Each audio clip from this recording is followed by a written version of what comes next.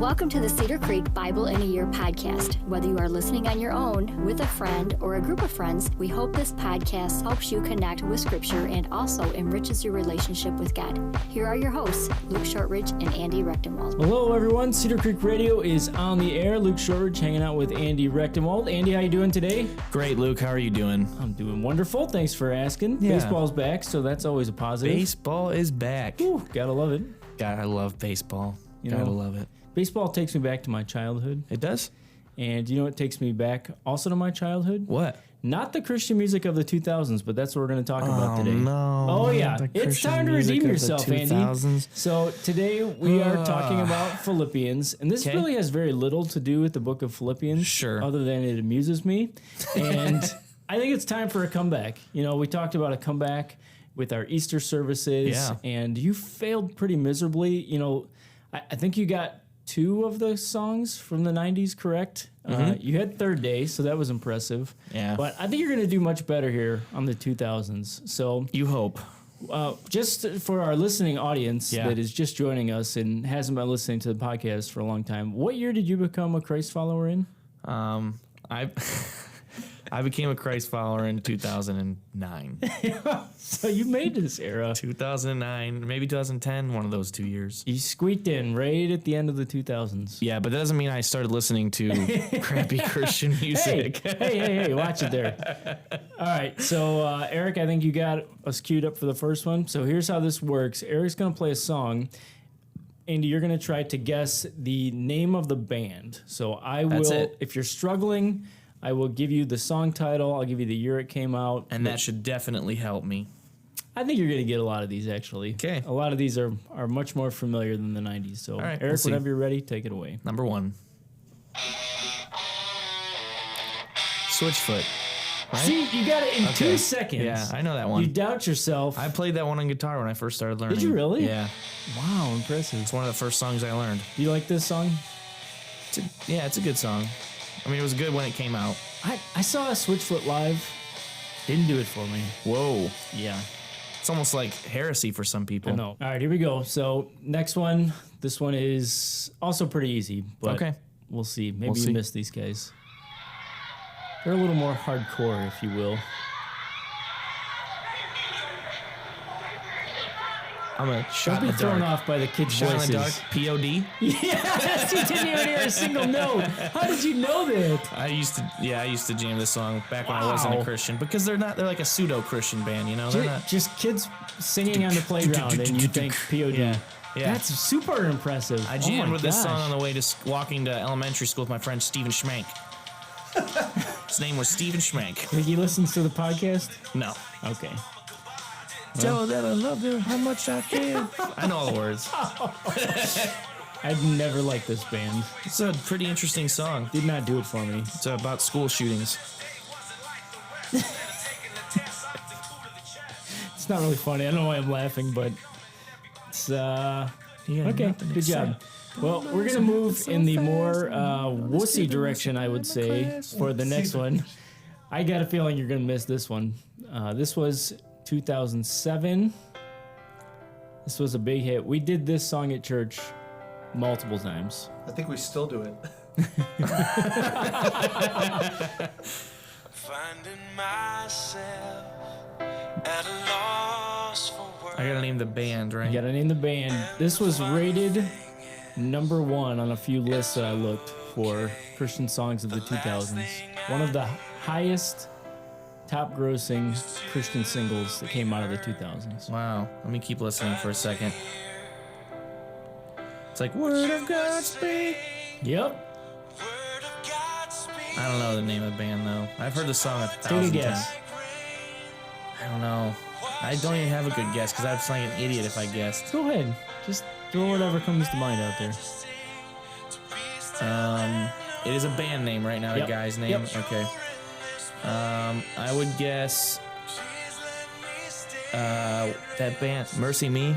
You got it! I got it. How'd you know it? I don't know. It's a wild guess. It's the only Christian band I know, I think. That's other than incredible, the two I already Andy. guessed. I'm on fire. How could you be so bad at the 90s and so good at the 2000s? Because I've been to church when these songs were. Oh my Well, actually, the gosh. other two I just knew because I played guitar and The other one, Steven Schmank, and I sang it. We need to call up Steven, see what he's doing Steven these days. Schmank. All right, Eric's going to cue up the next one here. Okay. This one is from 2003. The song is called Who I Am, and we also did this one at church a bunch. Here we go.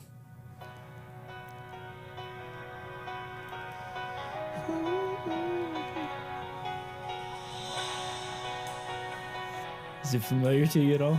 Andy's scrunching up his eyes and his nose. Who am I that the Lord of all the earth I've heard the song. would care to know? It's got to be familiar Oh, is it Casting Crowns? to you. Yes, Andy. I Dude, you recognize are his on voice. I'm killing it. I'm You killing it. are killing it. I'm a Christian. Yes. Did we have these guys play at our church once? I don't know. I feel like they came one. Do you remember, Eric? No idea. He's no clue. Okay, I got one more. One more? Okay, please. Is that okay? Yeah, please. I just got to tell you that this one was 2003, Okay. and when I heard it on ESPN, they had it on ESPN Top 10 as the song, and so it was Ah, like, crossover. yeah, I thought Christianity had made it. Made the top 10. Oh, yeah.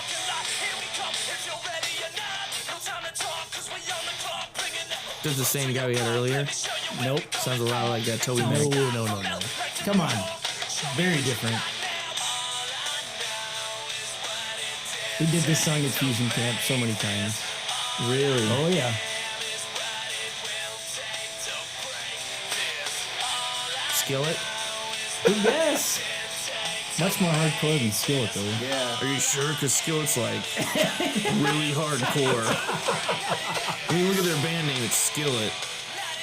Wait, you're gonna hear it here in a second. Throw up your rock fist, Andy. I'm sticking with Skillet. What is this? Who is this? 1,000-foot crutch. TFK, baby. TFK. Yeah. You have to be really injured if you need a 1,000-foot crutch. All right, Andy, I'm going to give you a passing grade on Thank this. you. I appreciate it. You got a, I had a couple really wild, you got a good B guesses. minus on the Christian music of the 2000s, and definitely the later in the era we got, the better you got. Yeah. Early 2000s, 90s, it's like a fog to you. Yeah. But now we know. So I had some really good guesses there. I knew the POD. I knew POD and Switchfoot. It's like the musical Dark Ages. I'm surprised you got Mercy Me, really.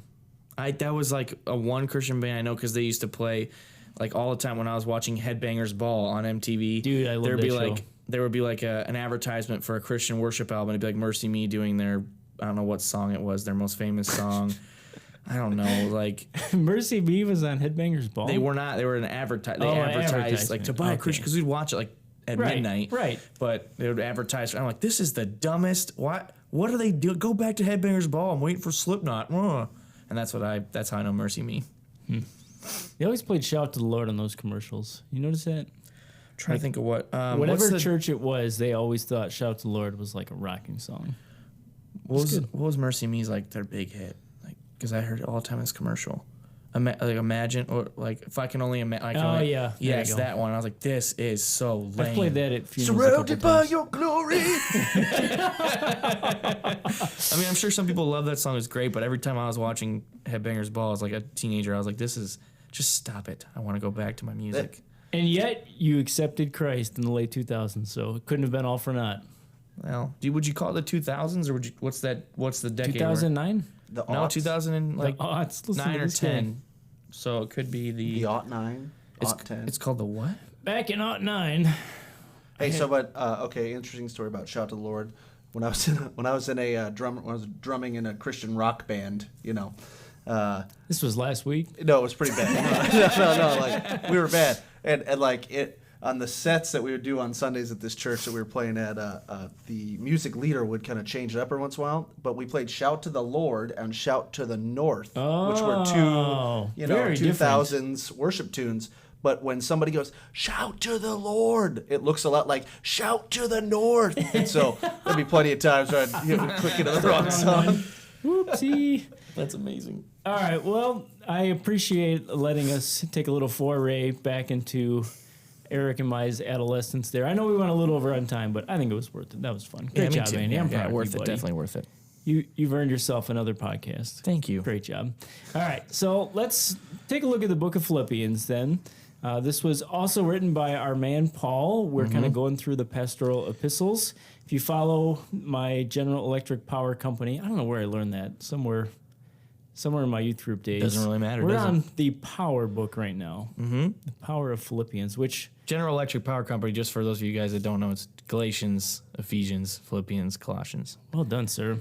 All right, so Andy, what do we know about the book of Philippians? Well, we do know that Paul wrote it, as with most of the epistles in the New Testament, and he wrote it to encourage the Philippians to progress in their faith. We know that he was writing. The Philippians were a part of a Christian church, obviously, in the Roman colony of Philippi. Yep. So this is one of the letters that Paul wrote while he was in prison. So probably in prison in Rome, we think, during this time. He's stuck there in prison and he's thinking, well, I might as well make the most of my time, which is interesting, especially as he talks about the strength that he's received and doing things, really from a place of contentment. Yeah. That he's physically in prison, but didn't let it affect his mood. Mm-hmm. Cool. All right, so who are some of the key people then besides Paul?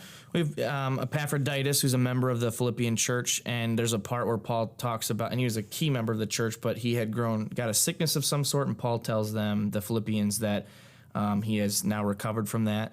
We also hear about Timothy, Paul's protege, and there's a few people that aren't mentioned in the book, but they're key players in the Philippian church, and we read that from Acts 16.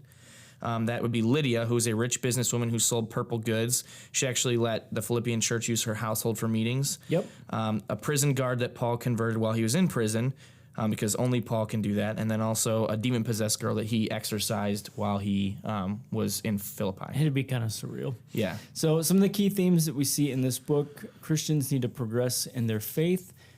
Suffering is just a part of Christian life. Paul would have been an expert on suffering. Yeah. And then the Old Covenant in the law cannot provide right standing with God. And we see that really throughout Paul's writings. He's writing to Jews and Gentiles both, saying that the law helps to show our sinfulness, but it cannot save us. That's only by faith in Christ. Yeah. So the book will be kind of separated in 4 chapters. The first chapter is really Paul reflecting on his imprisonment. Second chapter, he's telling the Philippians to serve humbly, to be humble. Third chapter, he is talking about the opponents of the gospel, and he explains where righteousness comes from. And then in the final chapter, he gives them some final teachings, and then thanks to God. It is a short book, but it is power-packed. Yeah. One of my favorites. We're going to go ahead and get right into the text now. If you have a Bible, you can pull it out and follow along with us.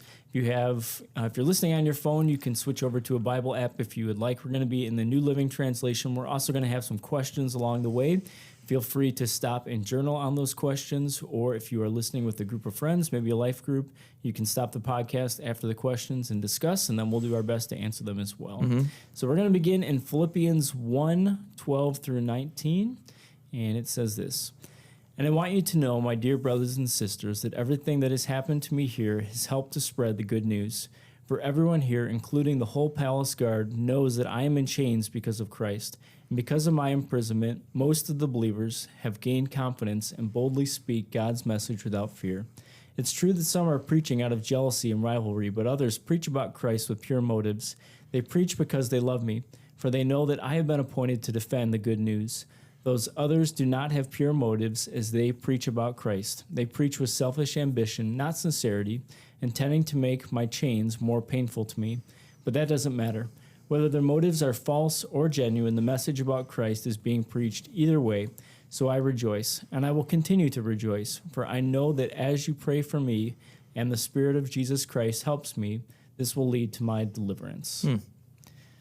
Very cool. Yeah. So I think once again, you see Paul's heart through his writings. You see that he's really pastoral toward this church. And even though he's not there with them, he cares about them. And he appreciates the prayers that they have given him, and he's praying for them as well, which is pretty cool. It is. When you read the book of Philippians, it's one of his most kind, and you can tell he really had a deep affection for the people of the church. I agree. And even in here, he is, and multiple times throughout the letter, you see that he is telling them that his suffering is actually helping them, even if it's from a distance. It's helping them because it's helping the gospel, which is really cool. Cool. So here's our question then. Have you ever been persecuted because of your faith? And if so, what happened? Gosh, when you're answering this question from a Westerner's perspective, it's like, what are you complaining about? You know, when you hear about what's happening in the Middle East, Middle East people are getting killed, tortured for their faith. So it doesn't have to be extreme here. I'm not saying like, as someone tried to murder you because of your faith. Right. It's just tough. It's tough sometimes for me to be like, yeah, I've been persecuted, when it's like, I wonder what, other people would say. But for me, I don't know. Persecuted, I've been made fun of for it, I guess. And people don't like some of my old friends that I had were really concerned with the way I'd approached relationships and approached my time and my money. But I don't know if I've actually felt persecution, to be honest. Yeah, a couple times in high school I got called a Bible nerd because I carried a Bible around, which I kind of had it coming. I wasn't even mad. I'm like, I like it. Thanks. Really, for most of us in America, I'd say online is probably the biggest extent of the persecution you're going to feel. Sure. I've been criticized online. People are angry that I post too much about church, but I kind of like it. I've also had people complain I post too much about my kids, but it's like, I'm a pastor with a 7, 5, and 3-year-old. Like, I don't know what you want me to post about. Yep. So if you're not into it and you want to unfollow me, go ahead. It's not going to hurt my feelings. It's totally cool. Sure. Can I say, though, that I've been like, somebody has actively come at me because of my faith? Not really. Right. I mean, like you've said, it's a little bit different in the Western world. I think it is important to realize that there is persecution happening all around the world right now today. This is not something that happened in biblical times, but is outdated. I heard a stat. I haven't researched it myself too much, but I've heard a stat that there has been more Christians martyred in the last 100 years than the rest of the history of the church combined. Yeah, I've heard that too. I have to look it up, but I've heard the same thing, which is incredible. Part of it is, in the ancient world, there were less total people on the planet. Sure. But it's still, the point is made that a lot of people are still dying for their faith today, and we're kind of insulated from that here in America. Sure. All Definitely. right. Well, let's move on then. So we're going to move on to Philippians chapter 2. This is an excellent chapter. Andy, when you want to take this for us, we're going to look at verses 1 through... we're going to have a lot here, 1 through 18. Yep, it says, "Is there any encouragement from belonging to Christ? Any comfort from his love? Any fellowship together in the Spirit? Are your hearts tender and compassionate? Then make me truly happy by agreeing wholeheartedly with each other, loving one another, and working together with one mind and purpose. Don't be selfish. Don't try to impress others. Be humble. Thinking of others is better than yourselves. Don't look out only for your own interest, but take an interest in others too. You must have the same attitude that Christ Jesus had. Though he was God, he did not think of equality with God as something to cling to. Instead, he gave up his divine privileges. He took the humble position of a slave and was born as a human being. When he appeared in human form, he humbled himself in obedience to God and died a criminal's death on a cross. Therefore, God elevated him to the place of highest honor and gave him the name above all other names, that at the name of Jesus every knee should bow in heaven and on earth and under the earth, and every tongue declare that Jesus Christ is Lord, to the glory of God the Father. Dear friends, you always followed my instructions when I was with you, and now that I'm away, it is even more important. Work hard to show the results of your salvation, obeying God with deep reverence and fear. For God is working in you, giving you the desire and the power to do what pleases him.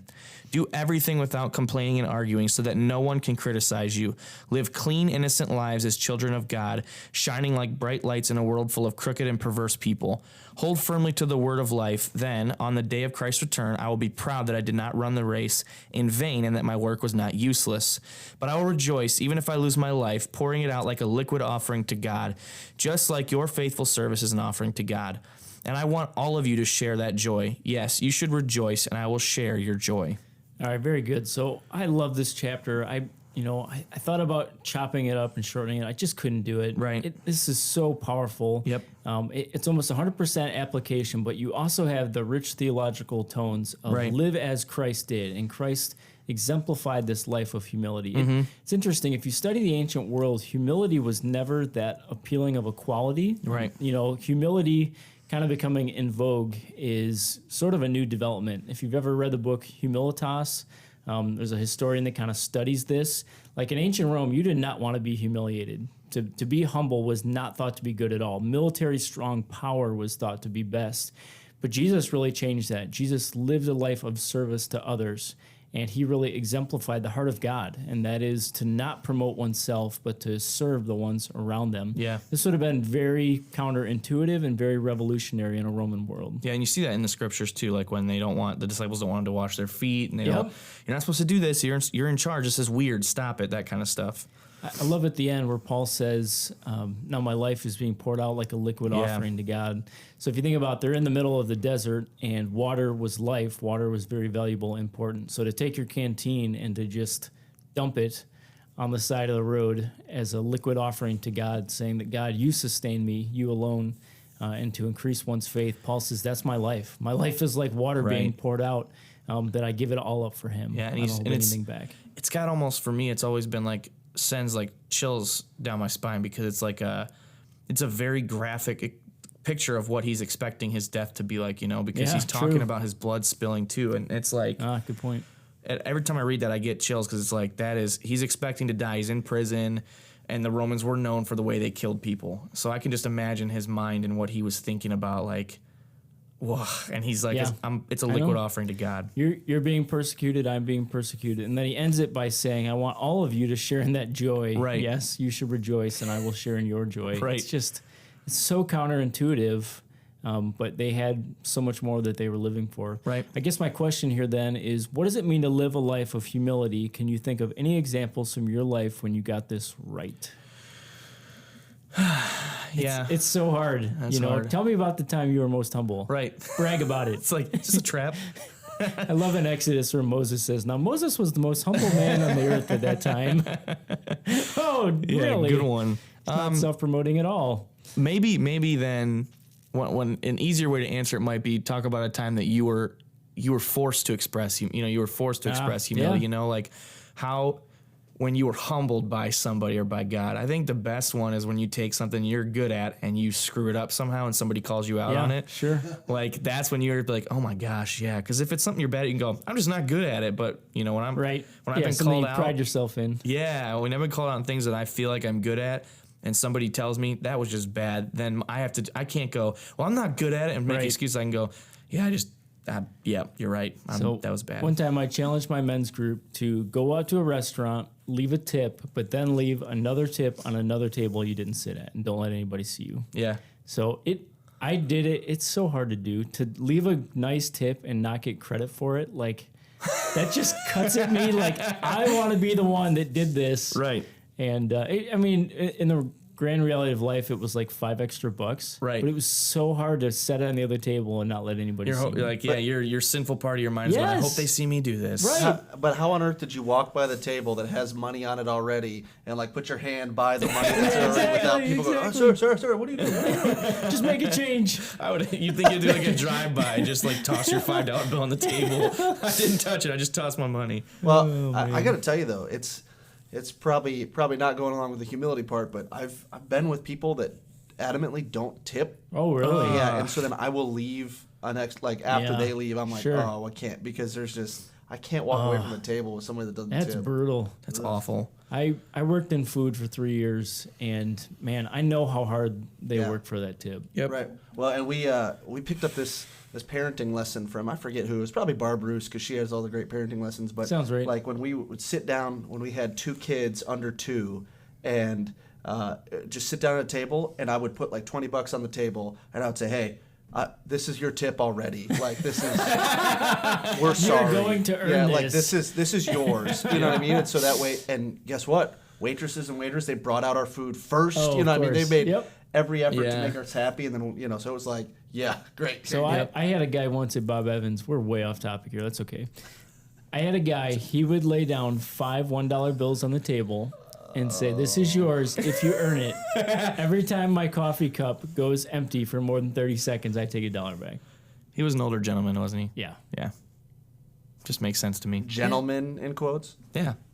Yeah. Older let me gentleman. tell you, that man won no favors at Bob Evans on Woodville Road. So with the young, I know for me, when I go out with my friends, the worst thing is when you're a waitress or a waiter and you sit down, there's a bunch of young people there. That's cue number one. You're not getting tipped. Number two is if a couple of them only order water, you're getting not tipped there, obviously. Oh, yeah. So I always feel like when I was going out with young adults and we're all hanging out like BW3s, I'm going to go, okay, not going to tip, not going to tip. And I pinpoint and I go, Kayla, we're going to have a big bill tonight. We're just going to have to tip because I feel terrible. Who else we would fight over not getting is the Christian crowd Sunday after church. Really? Oh, yeah. Huge families would come in.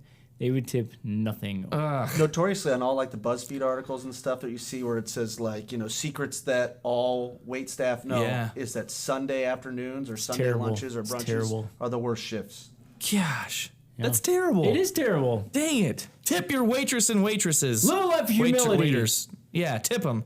Gosh. Let's go to Philippians 4:10 through 14. This is a pretty famous passage. Paul thanks for their gifts. Here we go. How I praise the Lord that you are concerned about me again. I know that you have always been concerned for me, but you didn't have the chance to help me. Not that I was ever in need, for I have learned how to be content with whatever I have. I know how to live on almost nothing or with everything. I have learned the secret of living in every situation, whether it is with a full stomach or empty, with plenty or little. For I can do anything through Christ who gives me strength. Even so, you have done well to share with me in my present difficulty. So, Andy, are you a boxing fan? Not particularly. I'll watch it, but I'm not a follower of it.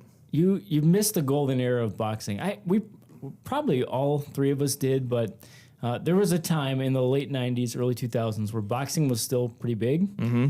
And there was a boxer, it wasn't George Foreman, Evander Holyfield. Yeah, who got his ear bit off. Was a Christ follower. Oh, I didn't know that. And he loved this verse, Philippians 4:14. I remember he had it everywhere. He had it like stitched into his robe. I mean, 4:13 or 4:14? 13. I'm sorry. Yeah. Right. Yeah. Okay. That I can do everything through Christ who gives me strength. Had it everywhere. Yeah. Then he got busted for steroids. Whoops. So his message was, I can do everything through Christ, and but steroids. just in case, I'm going to be hit the roids a little bit. Well, that speaks to the point, like that. A lot of athletes, which is great, Christian athletes trying to make their faith like public or whatever. But the point of the verse isn't that it's not that I can do all things like football. And he totally took it out of context. Look at it in the context. It's about and suffering look at what and being Paul is content. saying. Yeah. Yeah. This has little to nothing to do with physical strength. Right. It's about willpower. Yeah. But yeah, That's okay. I'd never forget that, seeing him jump around. I know. I had no idea. That's a good analogy. Oh, yeah. For why we take it out of context. So Interesting. Looking at this, Paul, again, he's in prison and he's writing to another church that's being persecuted. And I think Paul's content. I think he's looking at his life and saying, if I had to do this over, I would not change a single thing. Right. And the strength that he has, the willpower he has, it comes internally. I've heard it said before, I think I heard this in seminary. When seeking happiness, if you look out, you will become disappointed, because if you look out into the world, there's just evil everywhere. Sure. If you look in, you'll become depressed because you'll see just how empty Wicked you you are, really yeah, are and wicked sure. you are. But if you look up, that's when you find Yeah. salvation, when you Sure. look to God. So the strength that Paul has here, it comes from above. It's not his own. It's not coming from his outside circumstances, certainly. His strength comes from Christ. Right. Yeah, I think Philippians gives you, if you're there's 2 verses in Philippians I don't think which we didn't cover, 4, 6, and 7. So chapter 4 verses 6 and 7. Do not be anxious about anything. Right on. Yep. I mean, there's so many good passages in Philippians that it really is encouraging to not only the believers in the church back then, but to people now. I can't tell you how many times I recite those 2 verses. Do not be anxious about anything, but in everything. But I think Philippians is this where it says pray about everything? Yeah, do not be anxious about anything, but in everything by prayer and supplication. Right on. Yep. Yeah, fantastic. All right, so our question then here, this is your last question. What do you find yourself longing for most in this life? Be honest. Is this a righteous desire? I think you can look at what you pray for the most in order to kind of identify that. And for me right now, and I don't know if this is like, just Jesus juked you, but really the thing I pray for the most is for God to relieve me of my doubts. And it's constant. It's a constant prayer. And Nick, self-doubts or theological doubts? It's doubting several things as it pertains to my my belief in God and that kind of stuff. And so faith okay. is something I have to exercise on a daily basis because it's just a scary world when you're just doubting. Sure. Yep. So that's the thing that I desire. I desire the peace that some people have in knowing where they stand with God all the time. And I'm constantly having to redirect my mind and my thoughts. So that's the thing that I desire the most. So I was thinking about it, and honestly, the thing that I would desire most in this world would be that my kids would grow up to know the Lord, and that they would marry strong Christ-following spouses someday. Sure. You know, and is it a selfish desire? I mean, on some level, I guess it is. Sure. I think it's pretty altruistic in the same because I feel that that's what's best for them. Yeah. But that's a daily prayer of mine, both of those. Yeah, that's cool. So, yep. There you go. Philippians. Man, it's a good one. Yep. You know, thinking about this, I can't help but think about the people that are maybe in a spot right now where they're just longing for more. They feel like something's missing in their life, or they're just not filled up. I would encourage you, seek the Lord. Go right to Him. He has given you everything that you need in this life. You know, our mind can play tricks on us and tell us the things that we need, the things that should be ours. But the truth is, God has given us everything that we need, and He is right there with us, loving us, caring about us, and filling in those gaps. Sure. There's a lot in Philippians we didn't get to cover today, so make sure you guys go back and read it. I wish we could go more into Philippians. We just can't. Yeah, I'll give you Paul's last thoughts here, Philippians 4:18 through 19. At the moment, I have all that I need and more. I am generously supplied with the gifts you sent me with Epaphroditus.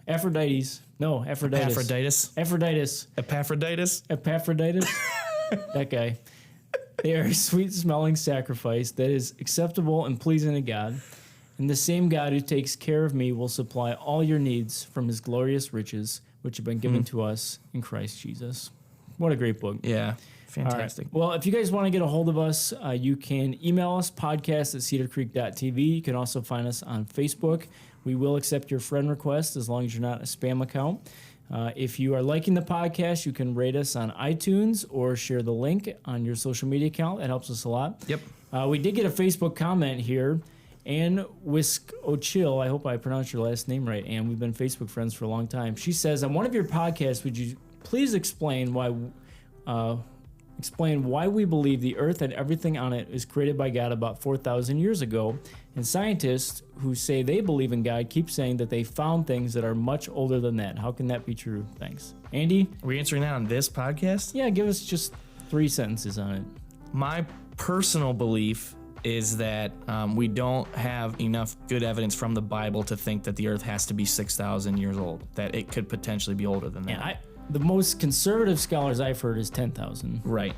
So I think that there's plenty of views on this. There's a great book called Genesis, and the E's in Genesis are 3s, and it's written by 6 different contributors, and they present 3 different worldviews. Nice. On the part in Genesis. They're all Christians. The part in Genesis that describes creation. So maybe check that book out. It's just called Genesis, and again, the letters are numbers. Case for a Creator, doesn't he go into this a little bit? He goes into that a little bit, and there are plenty of reputable, God-loving Christian scholars who don't believe in a young Earth theology. Yep. So I don't think you have to hold that with a closed fist. As a church, we don't have an official stance either. I think we need to make that point. Yeah. Christians can disagree on this a little bit. That's okay. There's a little bit of room for discussion here. In your opinion, does it invalidate anything else in the Bible? Does what invalidate? I mean, not me. My faith does not rest on a young Earth theology. It rests on the resurrection. There you go. Bam. Let's end it on that. Thanks for hanging with us today, guys. We'll see you later. See ya. Bye. Next up, Colossians. See ya. Stay tuned for an extended cut of Andy testing out 2000s music trivia. Next up, 2001. We're staying in the alternative genre here. Just wait till you hear the voice.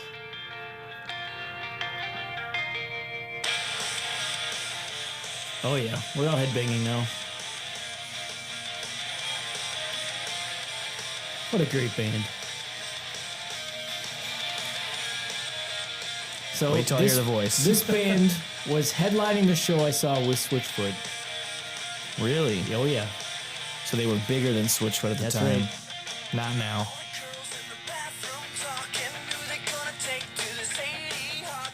Oh, there it is. The song is the Sadie Hawkins Dance.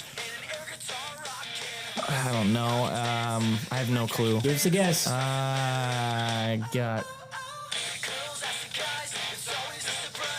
They have a pretty famous Christmas album. Okay, I'm on the right track here. We played it at the Christmas service for Student Ministries, their Christmas song. I think they're still together. From Canton, Ohio. Gosh, I don't know. I can't. If you say it, I'm gonna know, but I don't know. I can't. Reliant K. Reliant K. Yes. What a great band. Super cool dudes. They sound too. like fun. I bought their album and they signed it and they were amazing. Really? Yep. All right, so this next one, she played at our church maybe 10 years ago, roughly. Oh, jeez. This song came out in 2002.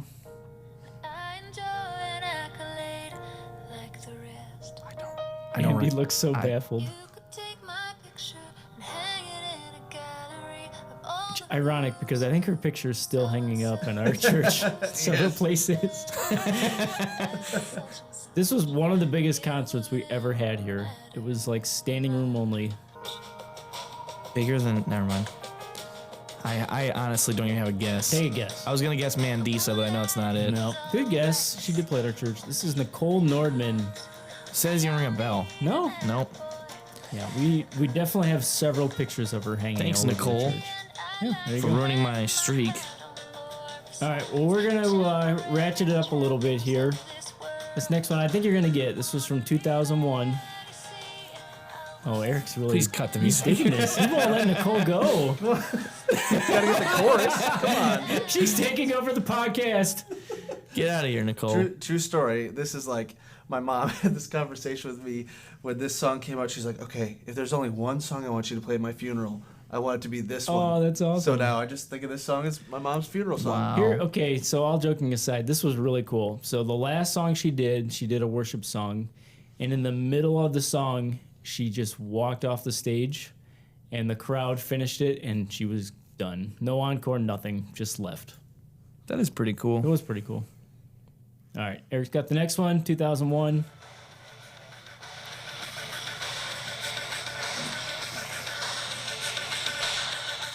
Wait till you hear the voice.